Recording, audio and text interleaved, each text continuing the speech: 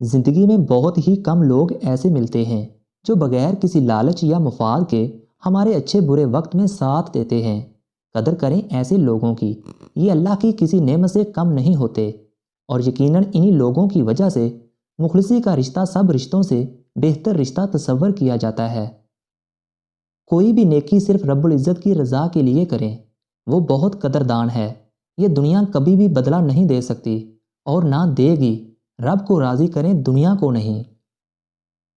بہترین عبادت جوانی کی عبادت ہے، لہٰذا اپنی جوانی کو شیطانی کاموں میں صرف کر کے برباد نہ کریں۔ جوانی کی حفاظت جنت کی ضمانت ہے۔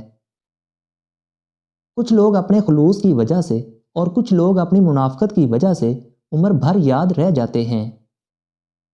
ہم صبح اٹھ کے ہر چیز کی منصوبہ بندی کرتے ہیں سوائے موت کے، حالانکہ ہر گزرتا دن ہمیں قبر کے اور نزدیک لے جاتا ہے۔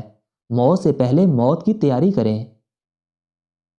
ایمان ایک درخت ہے جس کی جڑ عقیدہ، تنا یقین، شاخیں پرہیزگاری، پھول حیا اور پھل سخاوت ہے۔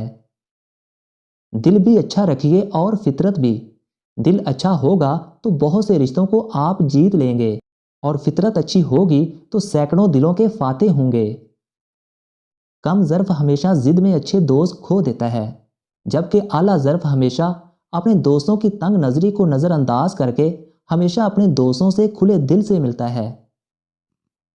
ہمیشہ قصور تربیت کا نہیں ہوتا، کچھ رنگ صحبتوں کے بھی چڑھے ہوتے ہیں۔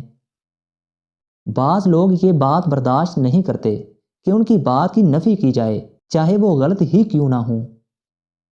بندے اور اللہ کی محبت میں فرق یہ ہے کہ بندے کی محبت ہمیشہ انسان کی بڑی کمزوری بن جاتی ہے، اور اللہ کی محبت ہمیشہ انسان کی بہت بڑی طاقت بن جاتی ہے۔